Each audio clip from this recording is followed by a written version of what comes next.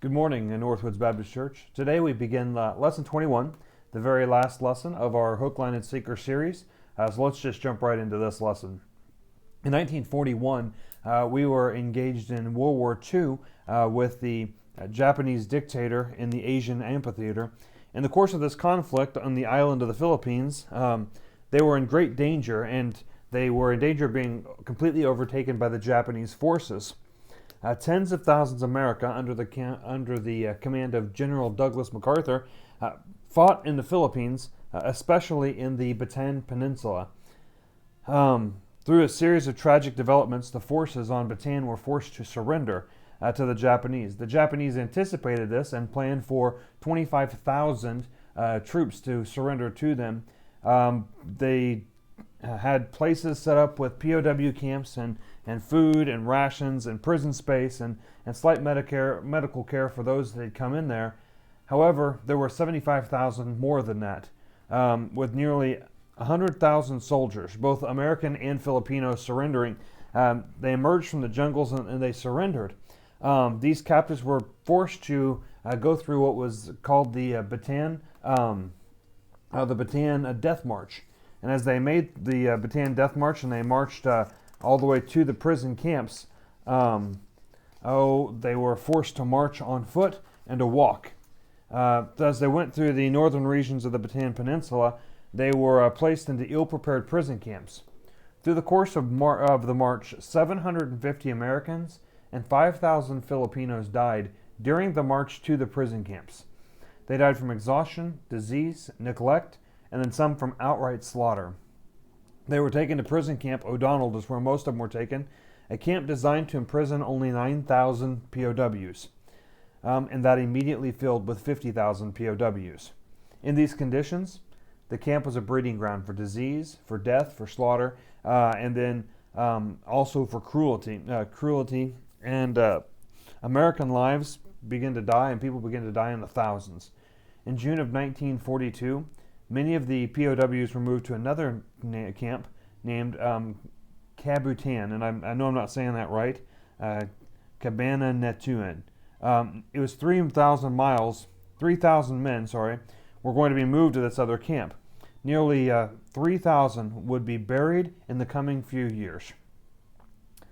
During that time, because of the death and the transfer of prisoners, Kabutuan dwindled to just over 2,000 prisoners, who after 3 years began to feel forgotten, but they weren't. To avoid this massacre and to spare 1,500 POWs' lives, a rescue attempt was made. An incredible rescue attempt led by Colonel Henry Manussi and Captain Robert Prince. They took 121 Army Rangers and 280 Filipino guerrillas and a small band of Alamo Scouts, and they went out in secret rescue mission that had very little chances to succeed. You see, before the mission, they were required to journey. Before they even got to the camp, they had to journey across 30 miles of Japanese-occupied space, including places where there were pillboxes, wide open no man's land, and wide open everywhere, completely flat and open area and terrain. The Japanese patrolled the roads, the airways, the waterways. They held the bridges. All through this thing, the villages were filled with Japanese spies. Once they got to the camp, they had to scout the entire camp layout. Now, the entire camp was laid out on hundreds of miles, laid out in a flat layout area. They had to do it without being spotted or detected by the 200 Japanese soldiers that guarded against it. And then they were to take 1,500 men and help them escape out of prison. The Alamo Scouts spent the better part of 2 days, silently, stealthily studying the layout, studying the camp, seeing where the guards were at, and then finally the day took place, and they went ahead and they freed them. With the help of the Filipino guerrillas, as strategic moments, the guerrillas blocked the bridges into the camp, keeping the Japanese army from coming in, the Japanese forces from coming in. And then the 121 Rangers went in, and they dispatched 200 guards that were stationed in the camp and led over 1,500 suffering POWs out of Kabutan unharmed. In the ensuing hours, under the cover of darkness, 1,500 prisoners walked several miles. Many of them were carried, many of them were assisted by rangers, and some by other prisoners. Wounded prisoners were then loaded into 71 ox carts that were donated to them or loaned to them from freedom fighters, and they commenced what would be known as the Cabutin Life March. This march was approximately 20 miles to the American border, where American lines, where the rescuers were welcomed, cared for, nursed, and later transferred to safety and eventually home. These POWs were rescued by a group of soldiers who were truly courageous. They were willing to go into battle and fight against an enemy because they saw the need. They were willing to join hearts and purpose and spirit and to preserve lives of thousands against a merciless enemy. That's exactly what we need to do today. That's exactly what we need to do for young lives. You know, it's time. That's number one. It is time for a prison camp rescue. We need to get in and we need to be rescuing our families, our homes, our futures from the encampments of the devil, from the enemy who wants to see the wreck and ruin of our lives. It's time for us to stand up and make the determination that as God's people, we are going to take a stand and we're going to fight against some things, that we are going to determine to trust God in some of the areas that we want to so freely sacrifice and give away. In Romans chapter 13, verse 11, Paul says, "And that knowing the time, that now it is high time to awake out of sleep, now is salvation nearer than when we believed." Now it's the time. Now it's the time for us to wake out of sleep. Now it's time for us to get up. And as God's people, to get up and to begin to take a stand for the lives and the families and for our homes. We have to recognize in the middle of all this that we're not fighting against each other. We're not fighting against our enemy. Is not our family. Our enemy is not those that we come against. During part of this during part of this rescue, when the Rangers went in to get some of the POWs thought it was a trick. Many of them were so used to being in captivity that they fought against the POWs and they're rescuing them. They resisted and they thought it was a lie and that it wasn't happening.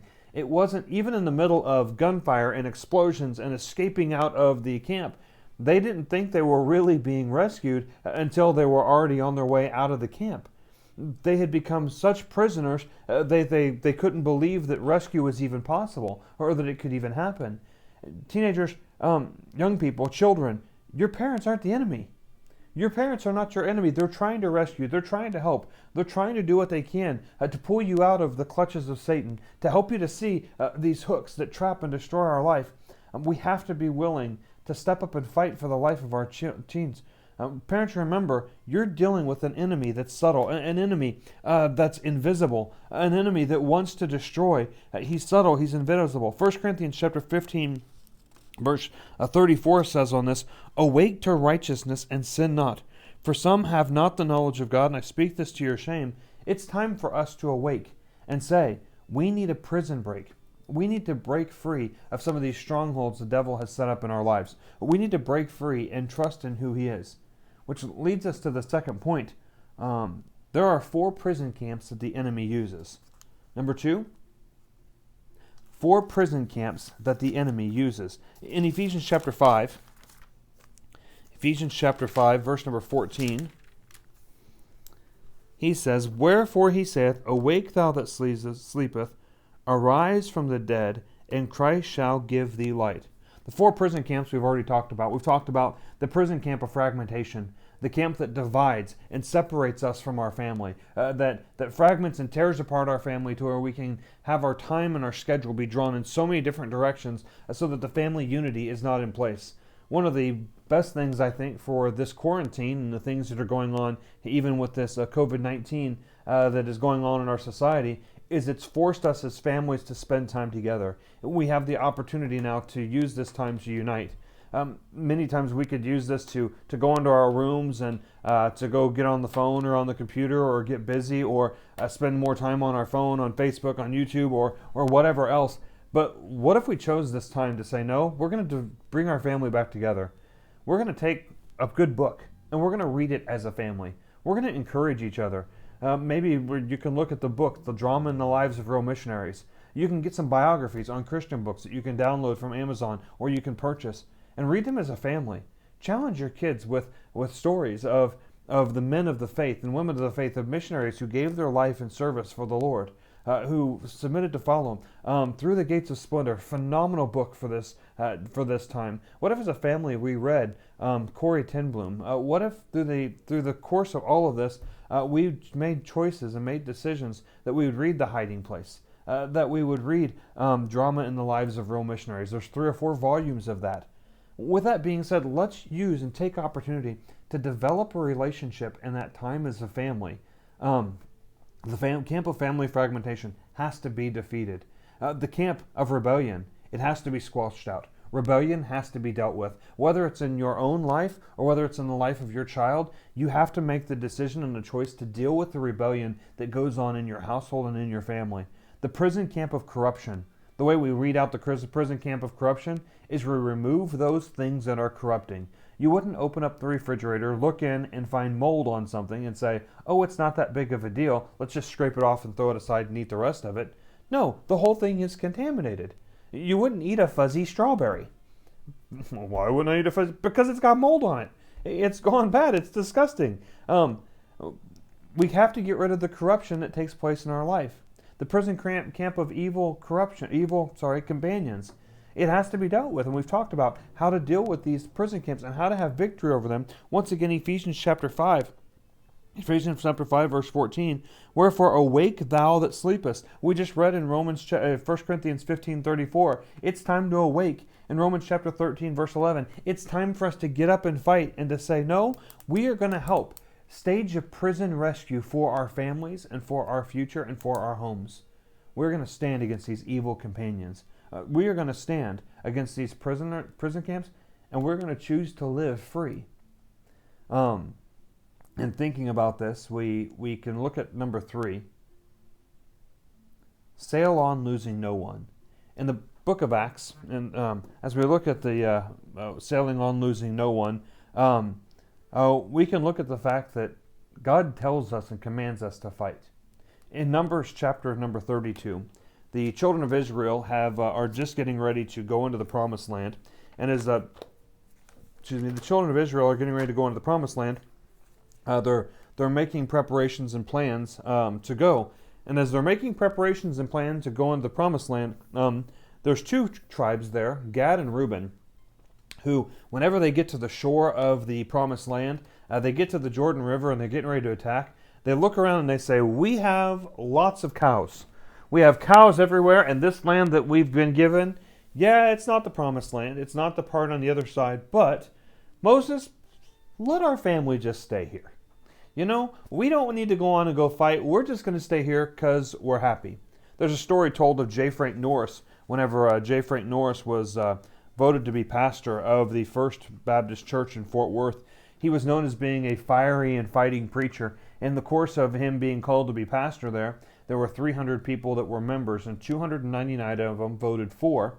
There was one that voted against, and the one that voted against wrote this on his ballot. He said, if he comes here, he will be the most all-fighterist expedition that any church has ever seen. Now notice this next thing. We are at peace with the world, with the flesh, with the devil, and each other. I'm warning you. He was saying if he comes here, we're going to have to deal with the fact that we're at peace with the world and the flesh and the devil. In Numbers chapter 32, Gad and Manasseh didn't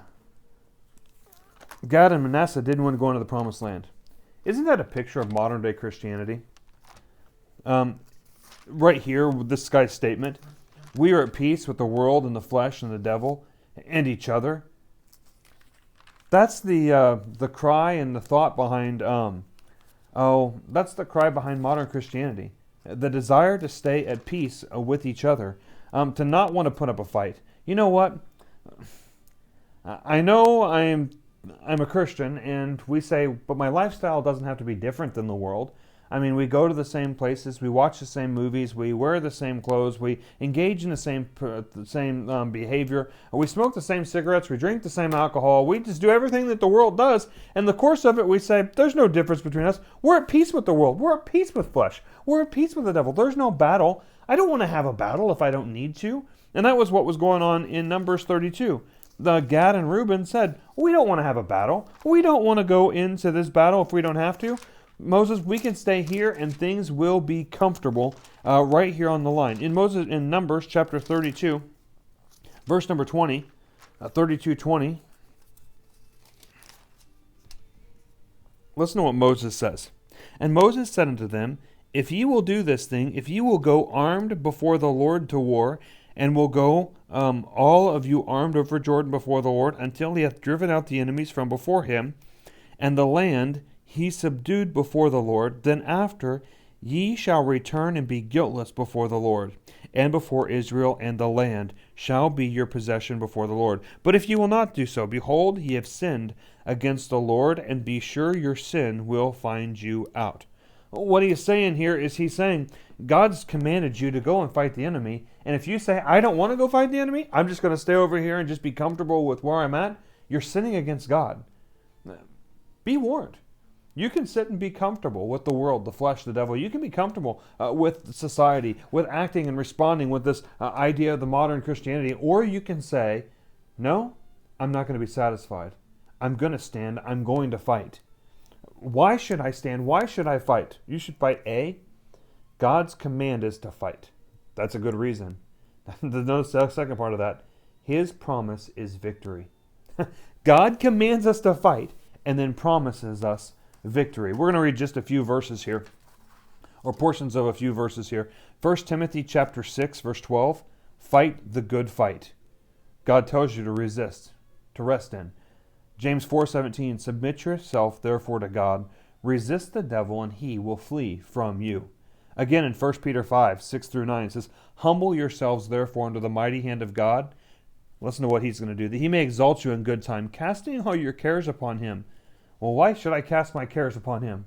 For he careth for you. Be sober, be vigilant, because your adversary the devil, as a roaring lion, walketh about, seeking whom he may devour, whom ye resist steadfast in the faith. When you fight, you win. Every time. This is guaranteed from God. Fighting is winning, but disengaging is losing. Choosing to give in and not fight, choosing to disengage, is a losing. 1 Corinthians chapter 15, verse 57, but thanks be to God, which giveth us the victory through our Lord Jesus Christ. 1 John 5, 4, for whatsoever is born of God overcometh the world, and this is the victory that overcometh the world, even our faith. So parents, it's time to engage. It's time to fight the battle. Young people, children, it's time to engage in the battle in your life. It's time to engage and trust God. It's time to engage and fight for what is right, to fight for the Word of God, to fight to tear down the fragmentation, the rebellion, the corruption, the evil companions that happen to come in your life. Notice this, letter B. Your enemy literally cannot win as long as you engage against him. Because of who we have fighting for us. Your enemy cannot win. It's not possible. Is the battle fun? No. It's not fun, but it's necessary. You remember in the book of Acts, in the book of Acts towards the end, in about verse chapter 27, in Acts chapter 27, Paul is on a boat, and as he's sailing to Rome, and they hit a storm. Whenever we begin to fight against the devil in our own homes, sometimes it's going to seem like a storm. It's going to seem like a battle, a storm that's raging back and forth. But letter C, you can survive this storm by God's grace. In Acts chapter 27, the storm was rising up, and the sailors were terrified. They were scared. They were about to lose their life. And in the middle of their fear, in the middle of the storm that's coming and hitting, they thought that they were going to die. But there's a promise that comes up in verse 24. Saying, fear not, Paul, thou must be brought before Caesarea, and lo, God hath given them all that sail with thee. Wherefore, sirs, be of good cheer, for I believe God, that it shall be even as it was told me. Paul stands up in the middle of this shipwreck, in the middle of this storm, while everyone's throwing the tackle, they're throwing pieces of the ship off the side, they're throwing off their cargo, they're thinking about killing the prisoners, because if they kill the prisoner, if the prisoners survive and escape, then they would be liable. So they're thinking about what to do, and Paul stands up and he says, "Fear not." God's already promised that none of us are going to die. I love that. God has given them all that will sail with thee. He's saying you are going to survive safely. Imagine for just a second someone standing up on the deck of the Titanic and saying, "Fear not, no, don't be afraid, no one will die." People would look at him and kind of look at disbelief. I love what happens in this passage. Those that trusted God's grace saw the strength to go on. God gives the grace to weather the storm of family fragmentation.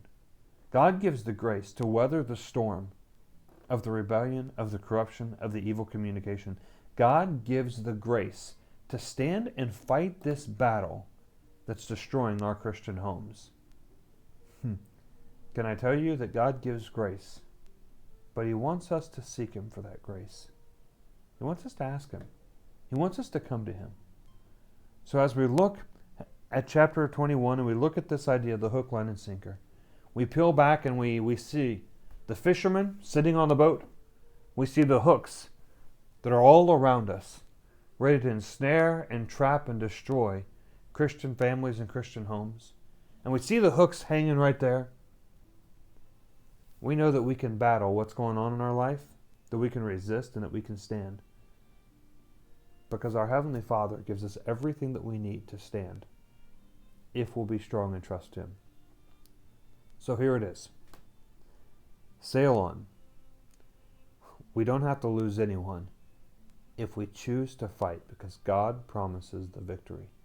I'm thankful for that victory He promises and that victory He provides. This concludes our series and studies on hook, line, and sinker. We do look forward to discussing this last chapter with everyone a little bit later on this evening. Be in prayer, because we're looking forward to Easter coming up on Sunday, and we will see everyone that we're able to see there. Thank you. Have a great day.